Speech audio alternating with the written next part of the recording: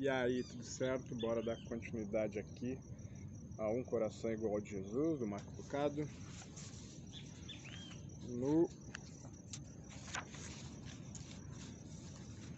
tópico com toalha e bacia, né? Então nós terminamos ontem lendo: Judas não chegará sequer a ir tão longe, ele abandonará Jesus nessa mesma noite à mesa. Aí Max diz o seguinte: procurei uma tradução da Bíblia onde se lê: Jesus lavou os pés de todos os discípulos exceto os de Judas, mas não consegui encontrar uma. Imagina só, que momento apaixonado. Eita, tem formiga aqui na grama. Que momento apaixonado aquele em que Jesus silenciosamente ergue os pés de seu traidor e os lava em uma bacia. Dentro de algumas horas, os pés de Judas, lavados pela bondade daquele que ele trairá, estarão na corte de Caifás. Eis o presente que Jesus dá para seus seguidores. Ele sabe o que estes homens estão prestes a fazer. Ele sabe que estão prestes a encenar o ato mais hediondo de suas vidas. Pela manhã, eles irão... Ah, meu Deus do céu, acho que eu botei o pé em cima de um formigueiro. Eles irão enterrar as cabeças na vergonha e olhar para os pés com repugnância. E quando fizerem isso, ele quer que eles se lembrem de como ele se ajoelhou diante deles e lavou seus pés. Ele quer que percebam que aqueles pés continuam limpos.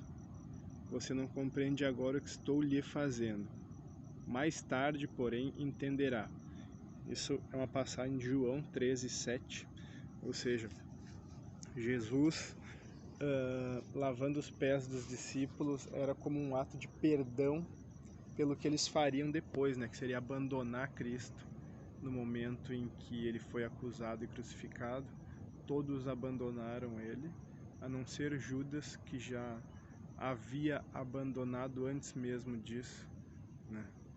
Por conta do ato de traição, de ter vendido Jesus por 30 moedas de prata, que ele nem pôde utilizar, né? Na realidade, ele utilizou para comprar uma terra onde ele se enforcou. Então, essa terra ela é amaldiçoada até hoje, né? E vamos dar continuidade aqui, ó. Extraordinário. Ele perdoou o pecado deles antes mesmo que o cometessem. Ofereceu misericórdia antes mesmo que a solicitassem. Da bacia de sua graça. Ah, eu nunca seria capaz de fazer isso. Você contesta. A dor é muito intensa, as feridas são muito numerosas. Basta ver a pessoa que já me retraio. Talvez este seja o seu problema. Talvez você esteja vendo a pessoa errada, ou pelo menos vendo muito da pessoa errada. Lembre-se, o segredo de ter um coração igual ao de Jesus é ter os olhos fitos nele. Tente olhar para longe daquele que o machucou e fixar os olhos naquele que o salvou. Ah, meu Deus, as formigas não param. Pois bem, se eu, sendo o Senhor e mestre de vocês, lavei-lhe os pés, vocês também devem lavar os pés uns dos outros. Eu lhes dei o exemplo para que vocês façam como lhes fiz. Isso diz lá em João 13, no verso 14 e 15. Livro de João 13, 14 e 15. Jesus lava os nossos pés por duas razões. A primeira é para nos dar misericórdia, a segunda para nos transmitir uma mensagem. E essa mensagem é simplesmente: Jesus oferece graça incondicional.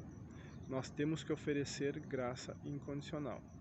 A misericórdia de Cristo precedeu os nossos erros. Nossa misericórdia deve preceder os erros dos outros. Aqueles no círculo de Cristo não tinham dúvidas de seu amor.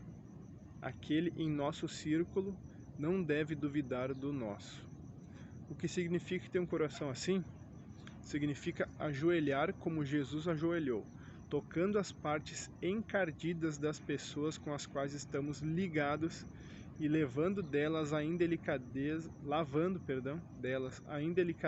com delicadeza. Ou como Paulo escreveu, sejam bondosos e compassivos uns para com os outros, perdoando-se mutuamente, assim como Deus os perdoou em Cristo.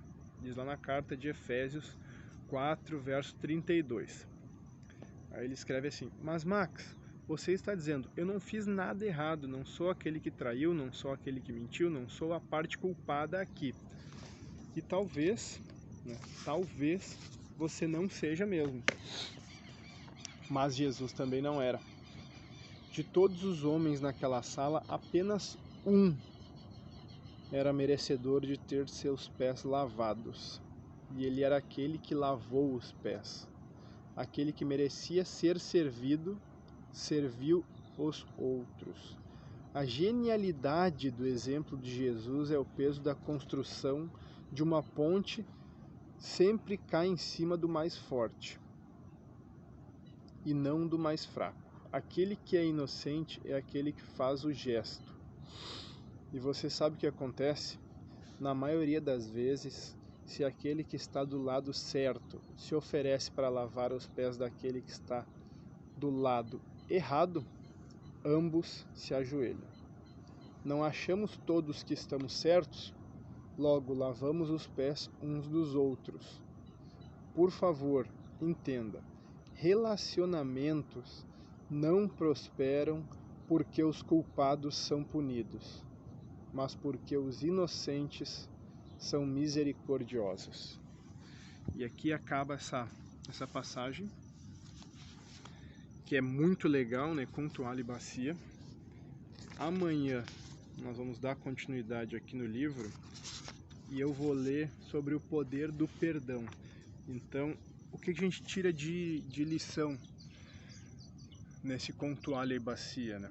Fala basicamente que Jesus, sendo o único merecedor de ter seus pés lavados, se ajoelha e lava os pés daqueles que o abandonariam e até mesmo daquele que o traiu de forma indescarada, né? Judas Iscariotes.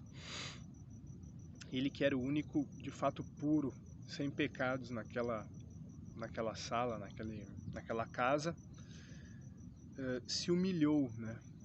Se humilhou e ali de fato era mais um dos atos de humilhação que ele se propôs sobre si mesmo, né? Não é que outras pessoas humilharam a ele se humilhou. É totalmente diferente, né? Você ser humilhado e você se humilhar. E Jesus, em momento algum, pôde ser humilhado. Eu já falei sobre isso. Jesus, em momento algum, foi capturado, foi torturado, né? Jesus se colocou nessa posição, ele mesmo se colocou. E essa é realmente a genialidade que nós podemos perceber do Mestre. Nenhum de nós, né, gostaríamos de passar por essas provações que Jesus passou, certo? Provavelmente, se fôssemos passar, seríamos obrigados a passar. Mas ele se obrigou, ele mesmo se colocou na posição porque ele sabia o que ele precisava fazer, né? E isso faz parte da lição de como ter um coração igual ao de Jesus. Tá? Nos vemos amanhã, então, no próximo vídeo. Deixo vocês aqui com essa imagem linda, esse sol.